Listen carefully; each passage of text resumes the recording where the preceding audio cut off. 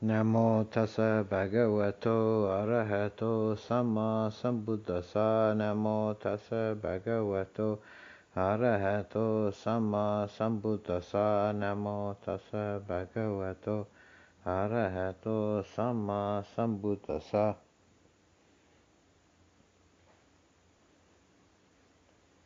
There is a saying from Tibetan Buddhism, as it is viewed, so it appears. This is a teaching that has to do with the nature of perception.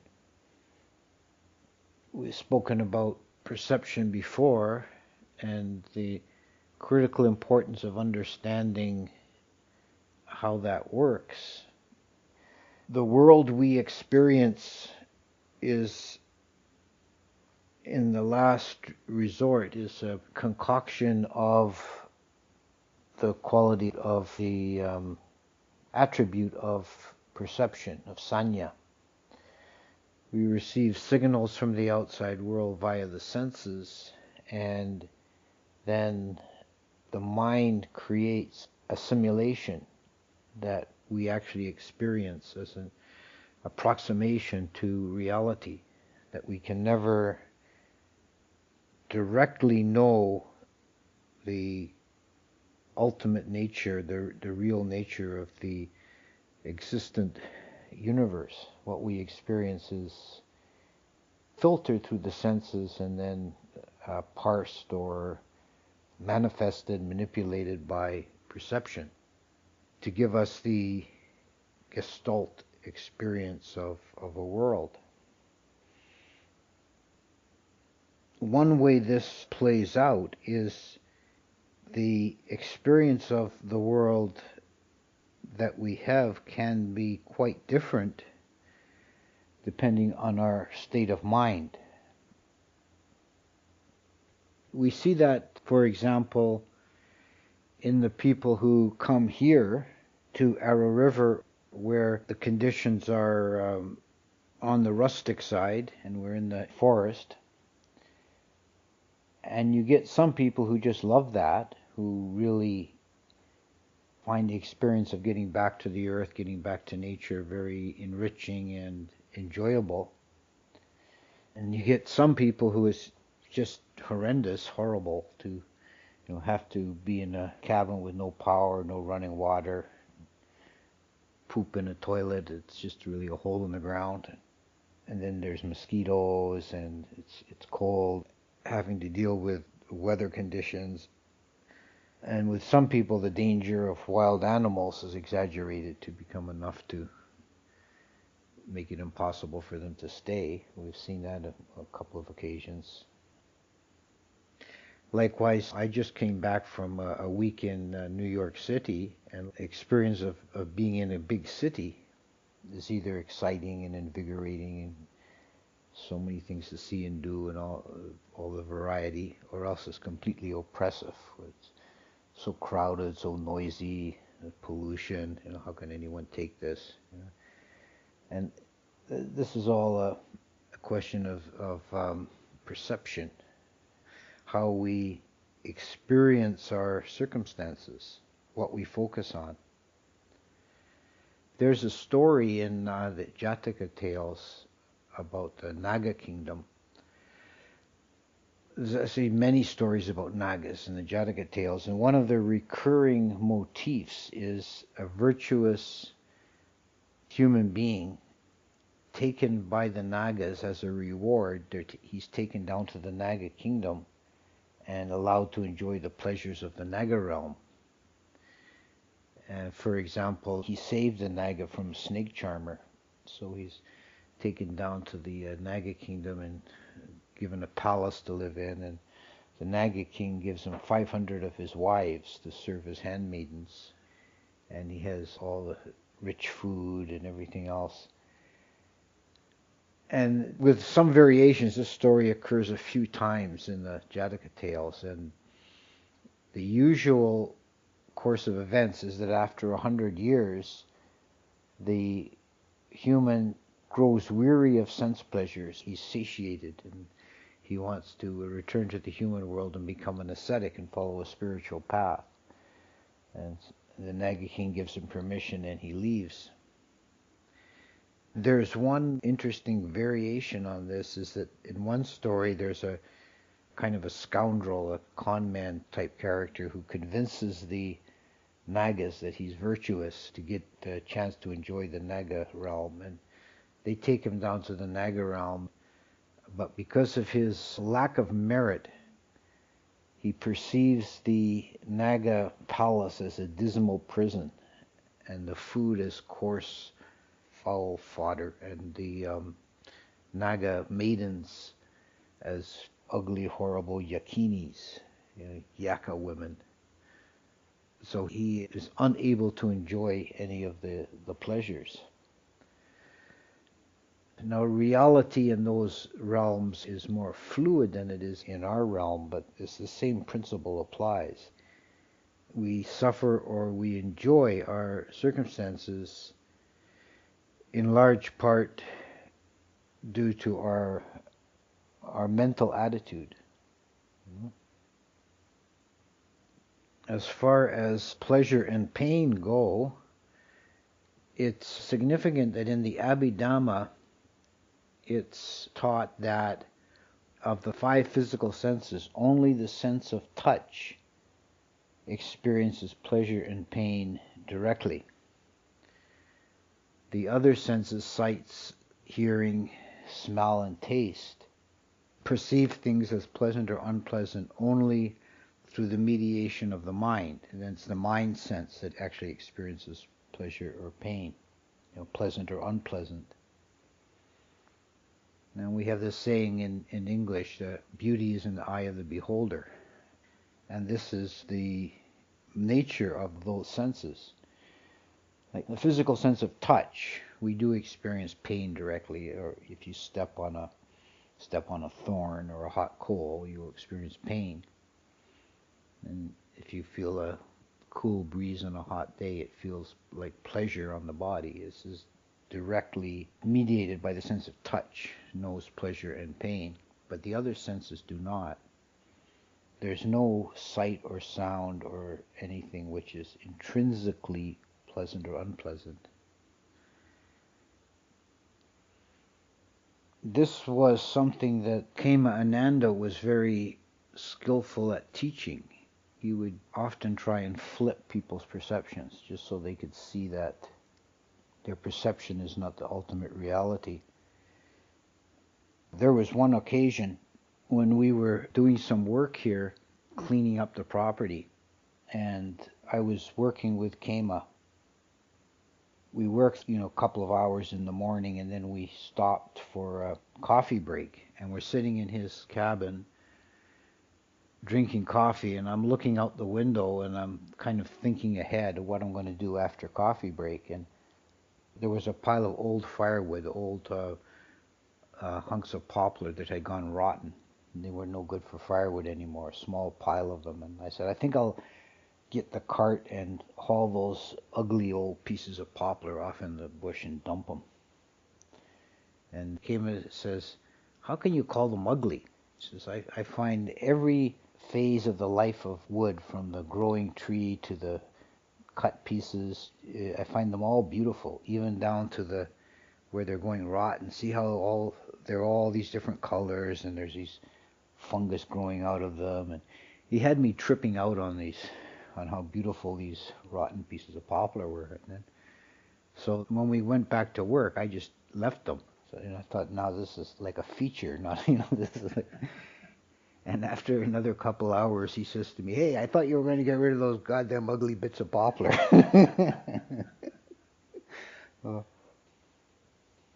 And he did this sort of thing often, to flip people's perception.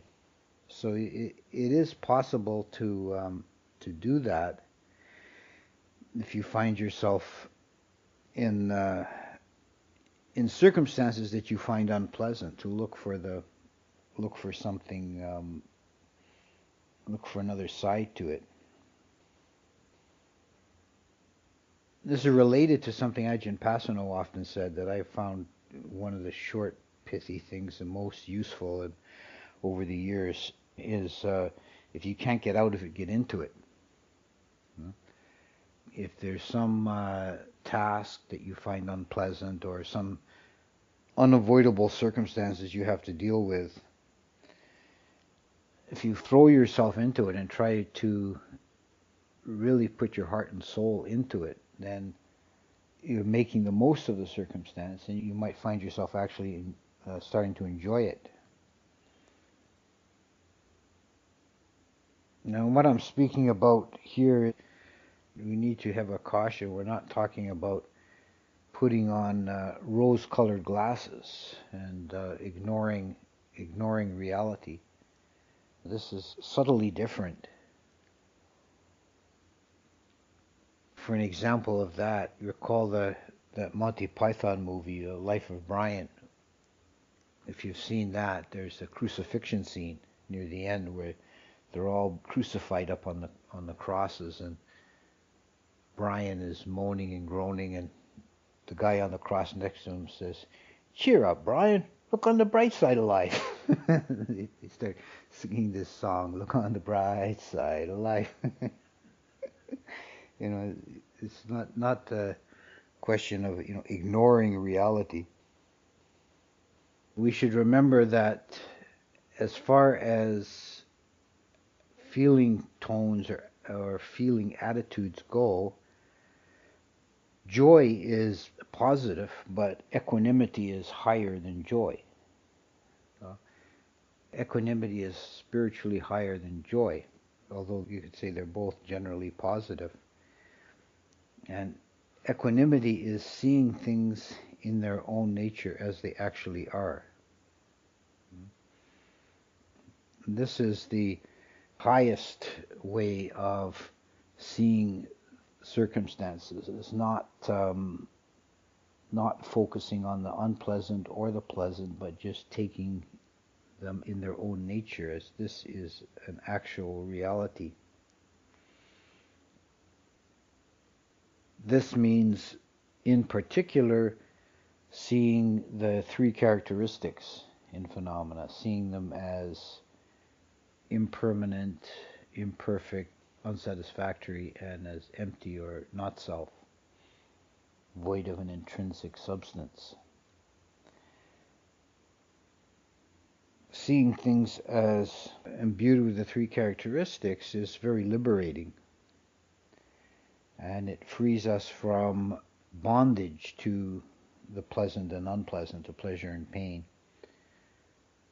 which is the kind of the carrot and the stick of existence, of mundane existence.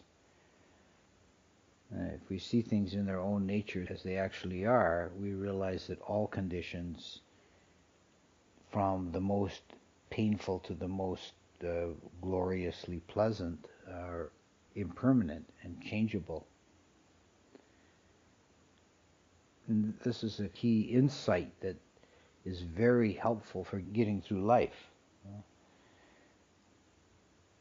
When the unpleasant circumstances are upon us, then knowing that they're impermanent is a huge benefit. A lot of times you're experiencing some kind of painful circumstance, physical pain or emotional pain. What might make it seem to be unbearable is the mind running ahead and saying, "Oh, I can't bear this," and you're imagining this going on and on. But the reality is you can bear anything for one moment, and it's only one moment that you have to bear, one moment at a time. And knowing that each moment is just an intrinsic, discrete unit, and all you have to deal with is one moment, then it becomes bearable. This is one of the wonderful things, is it also allows a person to fully enjoy the pleasant experiences. If you know from the outset that it's impermanent and imperfect and essentially empty, then you can enjoy it for its own intrinsic quality for this moment. Now, this moment is pleasant and I'm enjoying it, and I don't have to spoil that by thinking, "Oh well, this is not going to last." you know that it's not going to last. You just focus on the present moment and take it as it is. We do this all the time, so spoil our pleasant experiences by either expecting them to last or expecting them to be better, expecting perfection, and there's no perfection in samsara. There are pleasant moments, and we can enjoy the pleasant moment without being attached to it or craving it or wishing it to continue. I recall reading a little book by Alan Watts, who was kind of a hippie Zen character of the 60s, and he spent a few pages in this book criticizing Theravada Buddhism as being negative and focusing too much on suffering and life denying and all this kind of stuff. But he was honest enough to include a caveat in a footnote. He said, on the other hand, I have traveled extensively in Southeast Asia, and I've never seen such happy people. And, there is something to that. When you accept the reality of samsara, then you don't feel cheated all the time. You don't feel disappointed with what's to offer. It's just, if something pleasant or good comes along, then you enjoy it in its own terms. Then you're able to be happy in the moment. Very often our perception of things is very partial, selective. This is most evident in the case of sensual desire. Sexual attraction to an attractive member of the opposite sex is, in the words of the Visuddhimagga, it's due to focusing on the signs and particulars. When we see an attractive person, attractive woman, we don't see the totality of the physical form. We focus on certain features, signs and particulars that are considered beautiful or pleasant to look at. We don't focus on things like nose hair and snot and blood and pus. And this is where the meditation on the 32 parts of the body is meant to counterbalance that with a different perception of the body. And we're considering the body in that meditation in its intrinsic reality as a three-dimensional form. It's a skin bag holding all these kind of weird, oddly shaped organs and filled with various unpleasant smelling fluids, and this is deliberately playing with this quality of perception to see the body in a different way. So we can, with practice and with deliberate effort, we can shift our perceptions. Now, this is another quality of Sanya, is that it's educable. It's not fixed. We can shift our perceptions. A little exercise you can do if you find yourself somewhere and you're seeing something you consider ugly, like passing by a junkyard or some derelict building, or and if your immediate impulse is to see this as ugly, then try and find the beautiful in it. Try and look at it and try to shift your perception. Focus on the shape or the color or whatever, and there's no real reason to do it other than as an experiment, to see for yourself how perception is changeable, how you can perceive things in different ways by focusing on different aspects, different signs and particulars.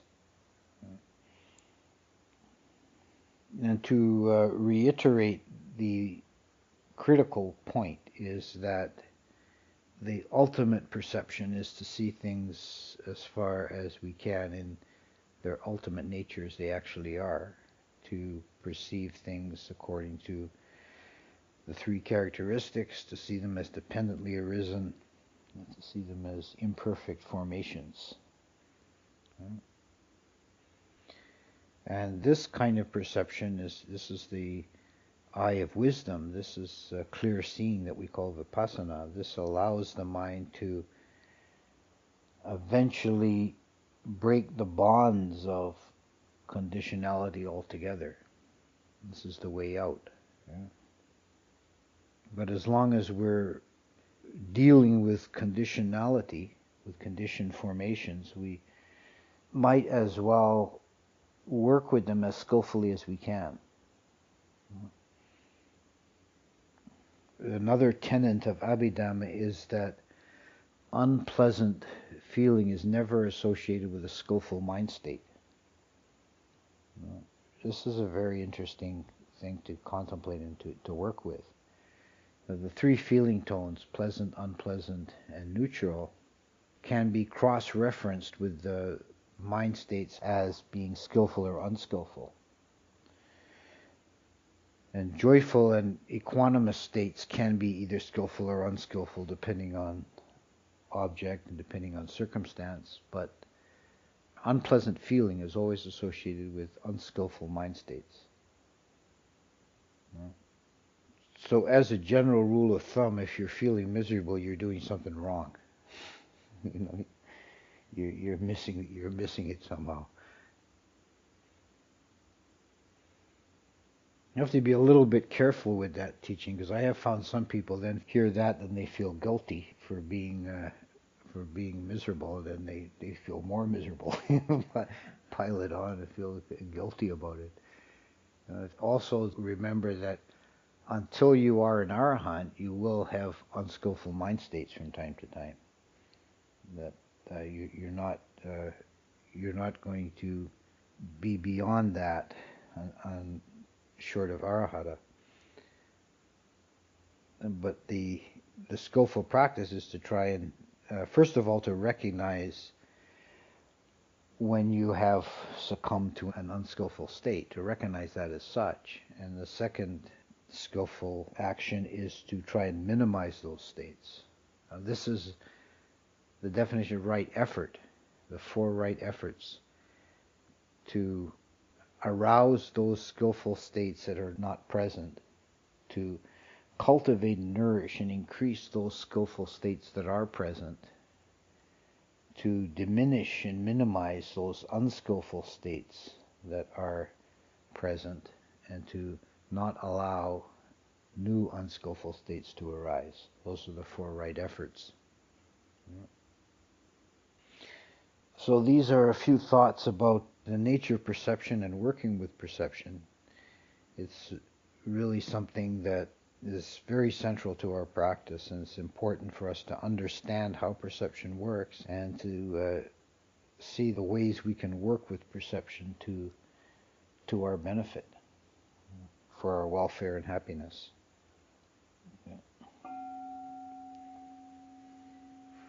Antamayam Dhamma Kataya Sadhu Karam Dharamase Sadhu Sadhu Sadhu